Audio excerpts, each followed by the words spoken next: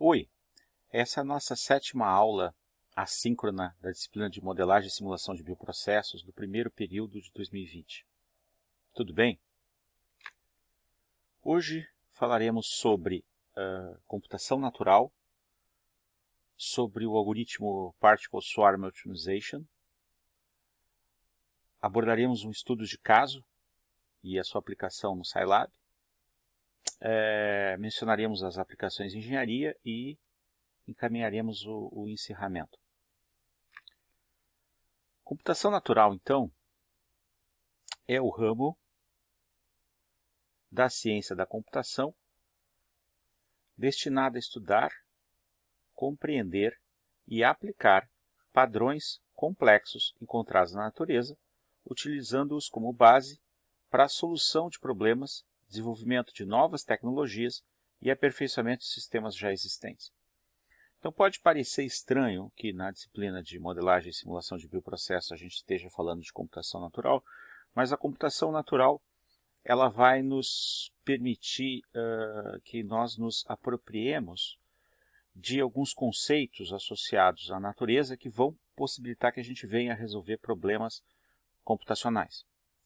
Então, o fato de copiar a natureza não é novidade, né? Existem várias tecnologias que foram criadas tendo como base coisas que se encontram na natureza.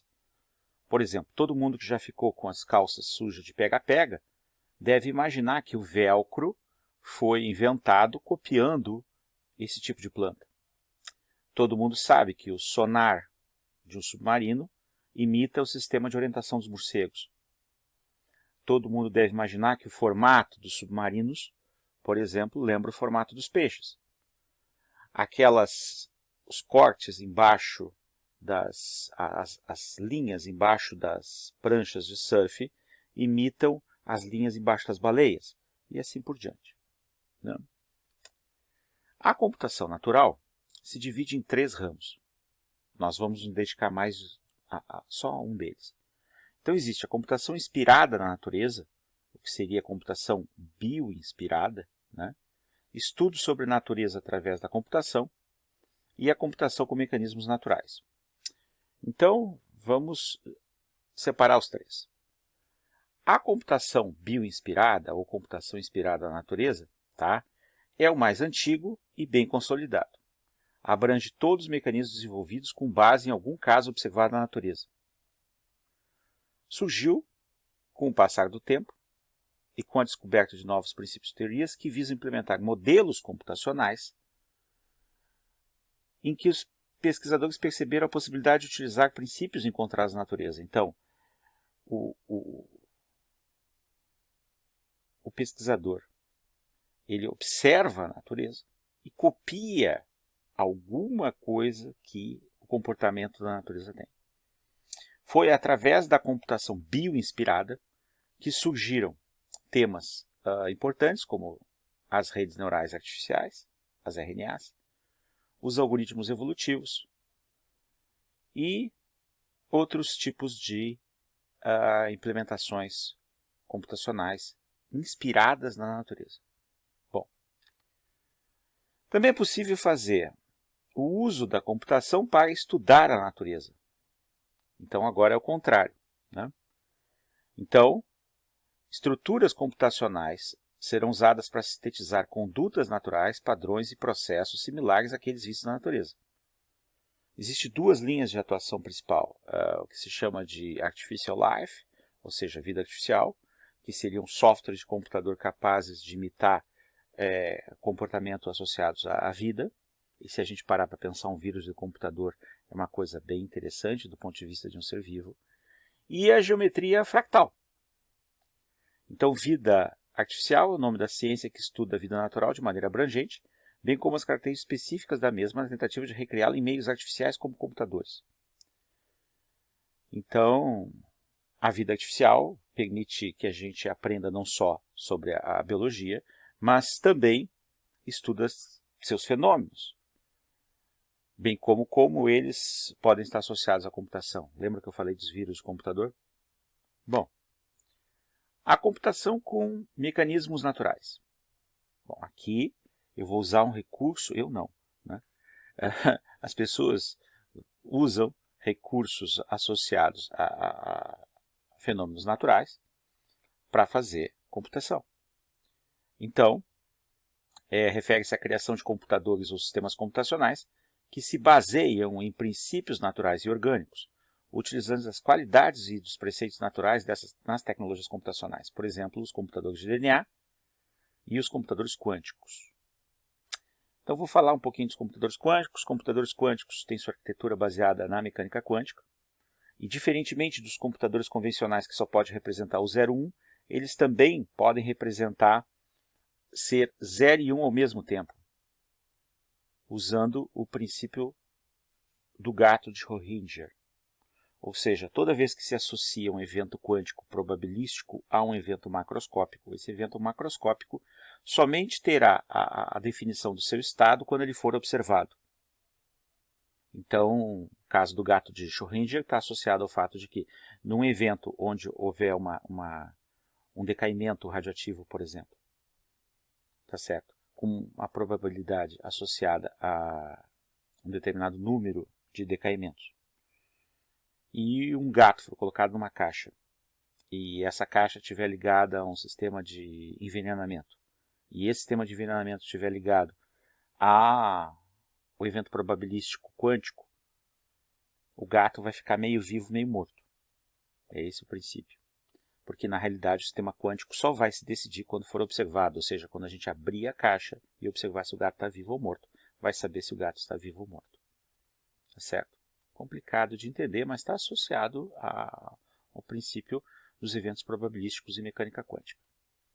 Bom, como é que é a cara do computador quântico? Hoje em dia a gente já sabe qual é a cara desse computador. Esse computador hoje, existem muitos computadores, grandes empresas como a Amazon, o Google, a IBM, né, investem em computadores quânticos. Então esse aqui é um dos 5 computadores quânticos num laboratório próximo à cidade de Santa Bárbara, na Califórnia. Tá certo? Então, esses computadores ainda estão em fase de desenvolvimento, eles têm um poder computacional absurdo, mas, por outro lado, eles são bastante difíceis de criar. É bastante difícil criar aplicações para eles, apesar de já existirem kits para desenvolvimento de aplicações para computadores quânticos. Então, se vocês tiverem maior interesse, procurem no Google, né, por computadores ou computador quântico. Mas o objetivo não é falar sobre computadores quânticos, o objetivo é falar sobre computação bioinspirada. Então é uma área de estudo que vagamente relaciona sub-áreas relacionadas a tópicos de conexionismo, redes neurais artificiais, comportamento social e comportamento emergente. Então observem, são coisas bem distintas do que a gente está acostumado a trabalhar com engenharia, né? A computação bioinspirada, na realidade, ela se baseia fortemente na biologia, nas ciências da computação e da matemática. Então, em síntese, é o uso da computação para moldar a natureza e, simultaneamente, o estudo da natureza para melhorar o uso dos computadores. Então, eu vou me inspirar em algum paradigma da natureza. Bom, eu falei antes em comportamento emergente. Então, o que é um comportamento emergente? Comportamento emergente ou propriedade emergente pode aparecer quando uma determinada quantidade de entidades simples, que a gente vai chamar de agentes, operam em um mesmo ambiente, formando comportamentos complexos no coletivo. A propriedade em si é comumente imprevisível, sem precedente, e representa um novo nível de evolução dos sistemas. Então, esse comportamento complexo ou as propriedades não são uma propriedade de nenhuma entidade em particular. Eles também não podem ser previstos ou deduzidos dos comportamentos das entidades de nível baixo. Então, observem, o formato e comportamento do bando de pássaros é um bom exemplo de comportamento emergente. Então, a gente sabe, por exemplo, que os pássaros voam em V, e a gente interpreta que eles voam em V. Por quê? Porque assim eles reduzem a resistência do ar. Mas esse é um comportamento que emergiu no coletivo de pássaros, no bando de pássaros. Cada pássaro sozinho não tem esse comportamento, eles não se combinam para fazer isso. Tá certo? É um comportamento que emerge, tá certo? Bom, o que isso tem a ver com engenharia? Na realidade, o nosso interesse está associado à otimização numérica. Então, eu vou falar de algoritmos computacionais que são baseados em paradigmas naturais, que imitam comportamentos naturais. Então, por exemplo, existem os algoritmos genéticos. Os algoritmos genéticos eles estão há muitos anos já na literatura, tá certo? É um trabalho bem antigo, tá? Existe o algoritmo o chamado Ant Colony Optimization, tá? Que se baseia no comportamento das formigas. Existe o ABC, Artificial Bee Colony, né? Existe o Firefly Optimization, que é baseado no comportamento dos vagalumes. Existe um associado à área bio, chamado BFO, que é o Bacterial Foraging Optimization, tá? E tem o PSO, que é o Particle Swarm Optimization, otimização por enxame de partículas, tá? Que se baseia no comportamento de cardumes de peixes e enxames de pássaros, tá certo? Vai ser esse aqui que eu vou me dedicar mais, porque é o que eu tenho mais experiência, o que eu tenho usado em nível de pesquisa, e que eu usei também na minha tese de doutorado. Bom, vamos lá. O algoritmo de otimização por enxame de partículas, o Particle Swarm Optimization, foi introduzido em 1995 pela dupla James Kennedy e Russell Eberhardt. O Dr. James Kennedy, esse aqui, ele é um psicólogo, e o Dr. Russell Eberhardt, esse aqui, é um engenheiro elétrico. Ou, desculpa, não, um engenheiro não vai ser elétrico, porque senão ele vai tomar choque. Ele é um engenheiro eletricista, né, é o jeito correto de falar. Engenheiro eletricista. Então, observem que já para alguns pode ser uma surpresa a respeito de que um engenheiro eletricista trabalha com psicólogo, né? Na realidade, nós no Brasil que não estamos acostumados com essa característica de se trabalhar em grupos, né? Infelizmente, as pessoas têm uma certa dificuldade de aceitar áreas diferentes, né? Mas não vou discorrer a respeito disso. Eu poderia discorrer horas a respeito disso, com a experiência que eu tenho de universidade. Mas eu vou falar a respeito de que o PSO ele emergiu das experiências com algoritmos que modelam o comportamento social. Está aqui porque foi feito por um psicólogo. Observado em muitas espécies de pássaros e cardumes de peixes, e até mesmo do comportamento social humano. Tá certo? Então, essa teoria sociocognitiva por trás do PSO é bem simples. Em cada população, por exemplo, de pássaros, cada indivíduo possui sua própria experiência e é capaz de estimar a qualidade dessa experiência. Então, vamos imaginar que eu tenho um alimento e eu tenho vários pássaros, e eles estão procurando alimento, tá certo? Um desses pássaros, no caso esse aqui, ele tem a experiência individual de que ele está mais próximo do alimento, tá aqui o alimento, tá certo? Mas, como os indivíduos, nesse caso os pássaros, são sociais, eles também possuem conhecimento sobre como seus vizinhos se comportam. Ou seja, esses outros pássaros aqui, eles estão observando que esse aqui está mais perto do alimento. Esses dois tipos de informação correspondem à aprendizagem individual, cognitiva, então esse pássaro aqui sabe que ele está mais próximo do alimento, e a transmissão cultural, ou seja, social, respectivamente. Portanto, a probabilidade que um determinado indivíduo tome uma certa decisão será sempre função do seu desempenho no passado e do desempenho de alguns de seus vizinhos. Ou seja, esse pássaro aqui, ele está sempre prestando atenção como ele está saindo encontrar alimento e como seus vizinhos estão também. Tá certo? Então, existe uma tendência do enxame para convergir até onde haja o alimento. Né? Então, a questão é como traduzir isso numa ferramenta que seja útil para que a gente possa fazer otimização numérica. O que é otimização numérica? A otimização numérica é eu maximizar ou minimizar funções. Ou outras coisas, depois eu venho ao caso. Tá? Então, Baseado no trabalho de Serapião 2009, que vocês podem encontrar na revista Controle e Automação, volume 20, número 3, chamado Fundamentos de Otimização por Inteligência de Enxames, uma visão geral, tá?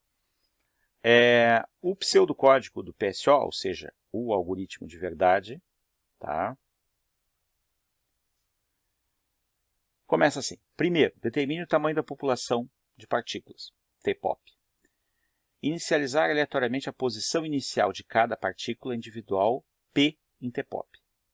Atribuir uma velocidade inicial V igual para todas as partículas. Igual para todas as partículas? Bom. Para cada partícula, P em TPOP, faça. Calcule a sua aptidão. Então, o que é calcular a aptidão? Calcular o fitness, né? O que é isso aqui? Isso aqui é avaliar a função objetivo. Então, as partículas têm que estar dentro do domínio da função. E aí, determinar a melhor posição da partícula até aquele momento. Então, eu preciso ficar comparando a posição atual, se ela é melhor. O que significa essa posição? Significa que o FP é o valor da função e descobrir se esse FP para aquela partícula é menor do que as experiências anteriores. Determine a partícula com a melhor aptidão de toda a população, tá certo? Então, aqui eu tenho PBest, a posição melhor de cada partícula, e aqui eu tenho Global Best, GBest, melhor de todos. Para cada partícula P em TPOP, faça o uso da seguinte fórmula de interação, né?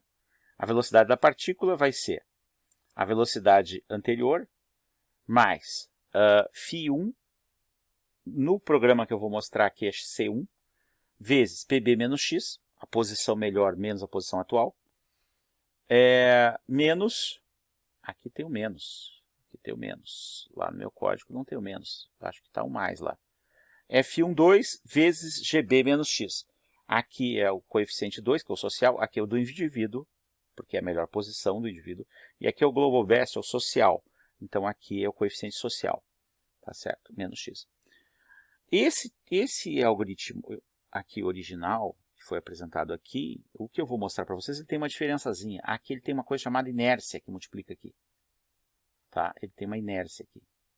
O objetivo da inércia é evitar que o algoritmo convirja muito rápido. Bom, depois de atualizar a posição da partícula, e essa fórmula aqui ela tem um erro, e historicamente ela tem um erro e ela ficou com esse erro. Eu não posso acreditar que eu vou somar posição com velocidade. Então a posição atual passa a ser a posição anterior mais a velocidade.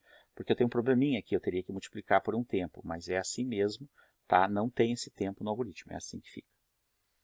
Tá? Bom, se a condição de término não for alcançada, então retornar ao passo 4. A condição de término é o número de interações máximo. Bom, vamos fazer um exemplo prático de aplicação do PSO no Scilab. Então, eu vou ter uma função bem simples. Y igual a x menos 20 vezes x menos 30. Ou seja, y igual a x ao quadrado menos 50, né? Porque é a soma, 50x, mais 2 vezes 3, 6, 2 zeros, 600.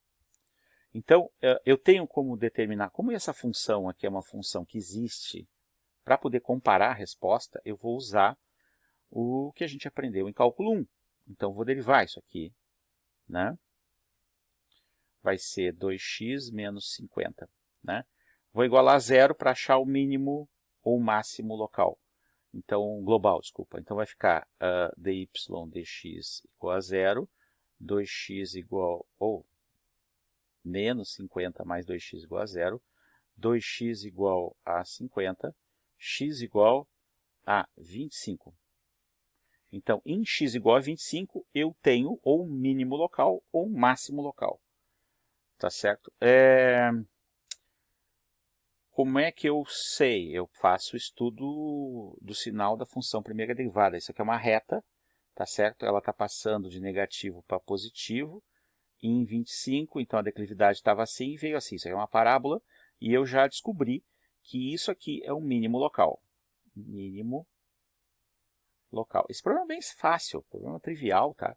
Mas para entender o algoritmo PSO, eu vou usar um exemplo bem fácil. Depois eu vou falar dos casos mais complicados. Tá? Bom, agora eu vou pegar e vou usar o Scilab. Então já tenho o Scilab aberto aqui, né? Então aqui, ó, tá o programa em Scilab, tá? Então observe, aqui as linhas de clear CLC, cálculo do mínimo de uma função usando o algoritmo PSO. Então aqui vem a chamada da função, ó. A função está aqui, ó, x menos 20 vezes x menos 30, tá? Custo vai ser o nome da chamada da função. Eu usei custo porque custo é uma das coisas que a gente gosta de minimizar, tá certo? Os parâmetros. TPOP eu estou usando 5 partículas só. C1.9, normalmente o fator social e o fator individual, eles são números ao redor de 2. Tem que tomar cuidado com esses valores porque eles podem gerar instabilidade na convergência. Aqui está a inércia, estou usando uma inércia bem pequena, tá certo? Aqui vem o dimensionamento das variáveis que eu falei, as velocidades, a posição, o fitness. Aqui a melhor posição de todas e a melhor posição de todas.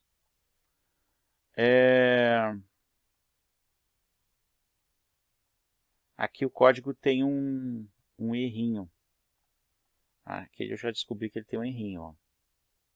Porque ele está usando uma única melhor posição, né? Ele deveria usar todas as melhores posições. Então vou definir aqui como vetor a melhor posição. Melhor posição igual a ons. Ons é um comando que gera um conjunto de vetores unitários, tá? Com valor unitário. Aqui eu vou criar, igual eu criei posição, melhor posição.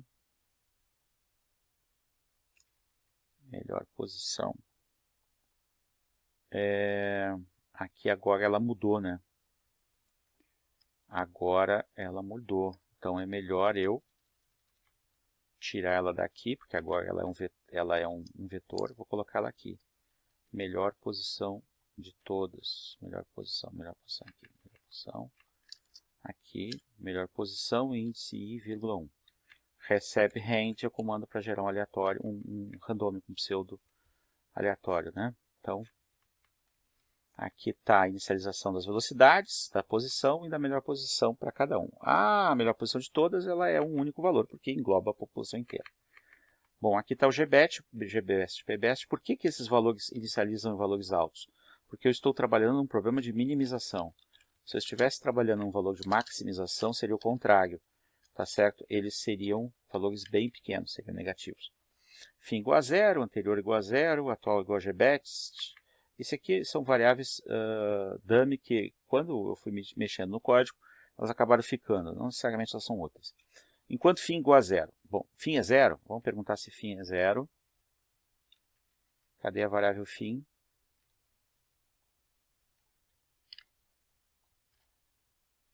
Deixa eu procurar aqui. Fim. Fim igual a zero. Tá? Então, fim é zero. Né? Então, enquanto fim igual a zero, ele vai repetir. Para todos em TPOP, faça A recebe posição, que é o valor que foi a partícula que foi aleatoriamente escolhida. Fitness chama a função custo, então ele vai lá. Se fitness em si menor que PBEST, então PBEST igual a fitness, melhor posição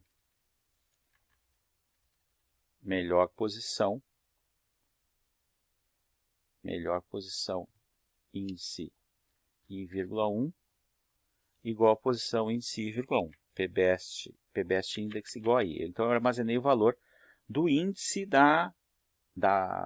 do vetor da melhor posição para aquela partícula. Se porventura PBEST, ou seja, a posição menor da partícula, for menor do que GBEST, GBEST passa a ser PBEST, ou seja, o melhor de todas as populações passa a ser o daquela partícula. E a melhor posição de todas recebe a posição atual da partícula. Tá certo? Bom, O que acontece, né? Fazendo desse jeito, tá? Eu já identifiquei que pode haver um outro erro aqui, que é o seguinte, ó, a melhor posição, eu estou comparando Fitness com PBest. PBest foi atualizado aqui. PBest foi atualizado aqui, mas ele vai ser igual para todas as partículas. Então PBest tinha que ter um índice também. PBest tinha que ser, porque é da partícula, né? Então aqui ele tinha que ter um índice. PBest índice, um índice. Tá certo? Deixa eu voltar aqui onde eu criei PBest.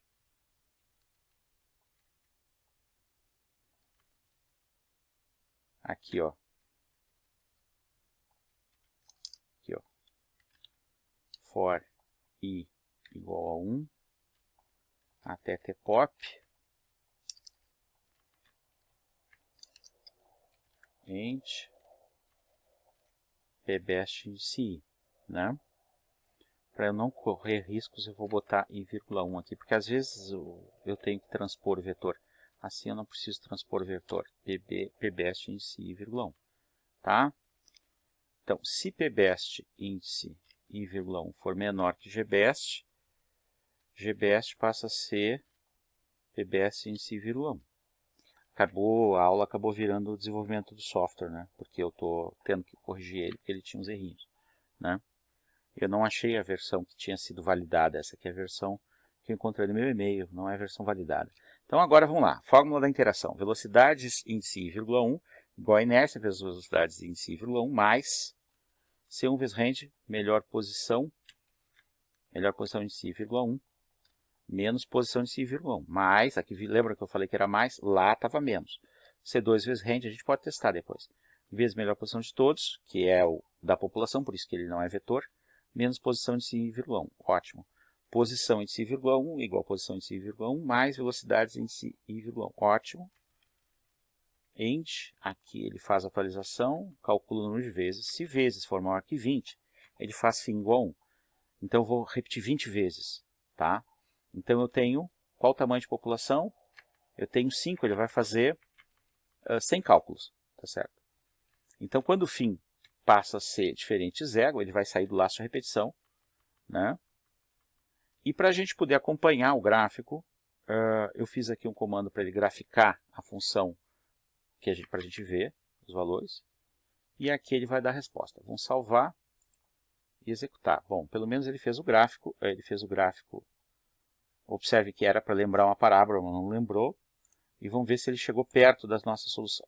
Olha só, deu um resultado bem ruim. 2,86. Então, eu vou aumentar o tamanho da população. Em vez de usar só 5 partículas, eu vou dobrar. Vou usar 10 partículas. Tá certo? E aqui no número de vezes eu vou fazer 50 vezes. Vamos ver se melhora o resultado. Ele tá avançando muito devagar, tá certo? Então, eu já sei que ele não alcançou aqui o mínimo, 2,64. Vou aumentar muito o número de vezes e vou usar o meta força bruta. Vou aumentar o tamanho da população, 100. Vamos ver o que ele faz. Ah, agora ele tem uma cara de parábola, ó. Então vamos ver o que ele fez. Ele está calculando ainda, né? Então ele deve estar atualizando o gráfico, né? Tá lá, ó, 25. Então ele determinou, quando eu usei o meta força bruta, ele simplesmente foi lá e convergiu, né? Eu vou tentar ser um pouquinho menos apelão no meta força bruta. Eu vou diminuir o tamanho da população, tá? E vou diminuir o número de vezes, porque eu quero que dê uma precisão que não seja tão grande assim. Ele deu 25,000, tá? Então aqui eu vou botar 100 aqui, vamos ver o que ele faz. Ah, para mim, para o meu gosto já está bom. Deixa eu ver se ele deu a resposta. 25,00004, tá? Vou diminuir o número de vezes mais ainda aqui. Vou fazer para 50 cálculos, para aquele número de partículas. Vamos ver. Então, 25.0000414. Observe que está piorando a resposta. Tem que ser 25. Tá? Mas é uma precisão, né? A diferença aparece na quarta casa. Né? Bom, vocês devem estar interessados em saber por que eu estou usando esse algoritmo. Né? Por que eu estou usando esse algoritmo se eu poderia usar um método baseado em gradiente ou baseado em derivada para otimização? Né? Então, eu vou voltar aqui para o PowerPoint.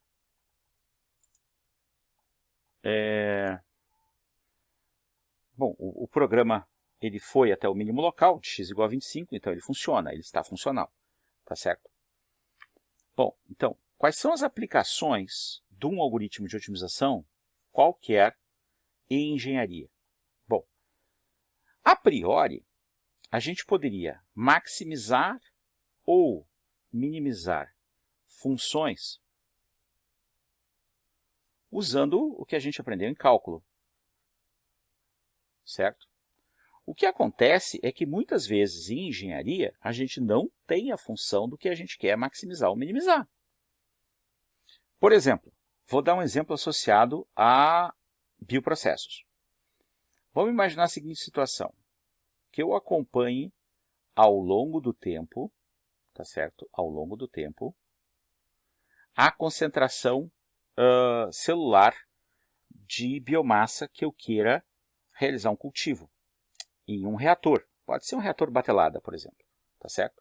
Então, eu inoculo, ele se adapta, começa a subir, sobe e vai morrer.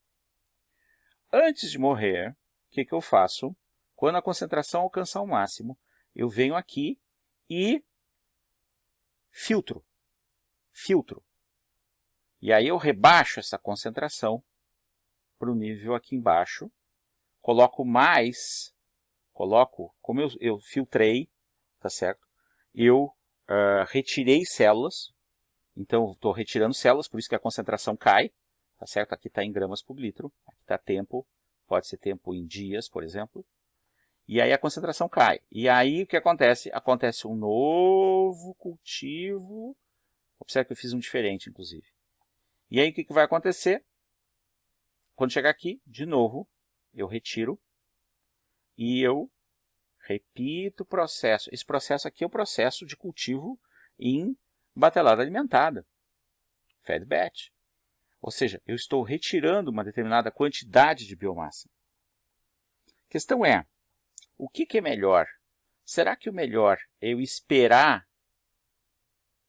Com certeza não, porque a concentração não aumentou. Então, a tendência seria eu tentar tirar o mais próximo aqui para reduzir o tempo total e aumentar a produtividade. Então, se o meu objetivo fosse maximizar a produtividade sem ter uma descrição matemática disso, eu faria por tentativa. Agora, se eu tiver o modelo matemático desse crescimento, modelo matemático, dentro de determinados limites de reprodutibilidade, porque se tratar de um ser vivo, e eu pegar e usar a simulação, como a gente já fez a simulação dinâmica, para determinar o perfil da operação da batelada alimentada, eu posso otimizar, maximizando a produção de produto, usando PSO. Então você já deve estar se entendendo qual é o futuro. O futuro é a gente, no desenvolvimento da disciplina, a gente ter o simulador, e por fora a gente tem um otimizador.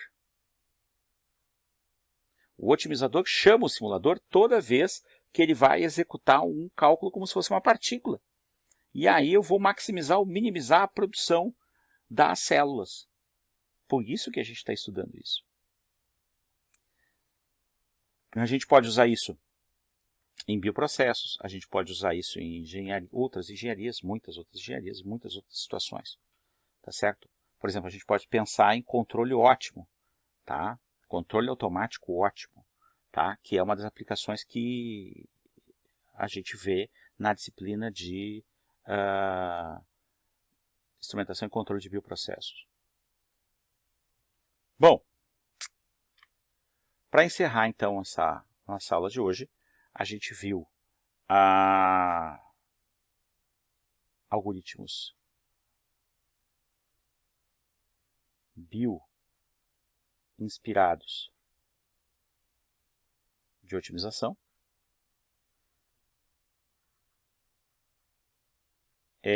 Eu não falei para vocês uma limitação importante desses algoritmos. Eles são chamados algoritmos meta-heurísticos. Algoritmos meta-heurísticos. Eles não garantem que a gente encontrou o ótimo, tá? Então não há garantia de solução ótima. Mas, por outro lado, eles não precisam de quê? De uma função analítica, como a gente viu, né? Necessariamente não precisa de uma função analítica, porque eles não vão ser baseados em derivada, pois não se baseiam em cálculo de derivadas ou de gradientes, no caso de funções de mais de uma variável. Tá? Então, a gente vai trabalhar com esse algoritmo PSO. Tá? Eu recomendo que vocês olhem no blog, no blog rdpf.wordpress.com, um trabalho que tem de aplicação de rdpf.wordpress.com, um trabalho que tem de aplicação de solução de equação de Penn-Robson usando PSO. Se vocês botarem PSO no blog, vai aparecer lá a solução, um trabalho que um voluntário meu fez e levou num codec já, o codec anterior a esse que seria de 2020, o codec de 2018, que foi em São Paulo. O Douglas levou o trabalho lá, determinação das soluções, das raízes de uma equação de estado de Penn-Robson usando o algoritmo PSO. Tá certo? Esse codec foi o codecão, né? Codecão, não é o codec IC, tá? É o codec, esse aluno de graduação, na época ele estava no 2º ano de engenharia e trabalho foi, ele levou o trabalho lá, e o trabalho totalmente dele, tá? Trabalho feito por ele sob minha orientação. Tá? Então era isso, agradeço a atenção, muito obrigado.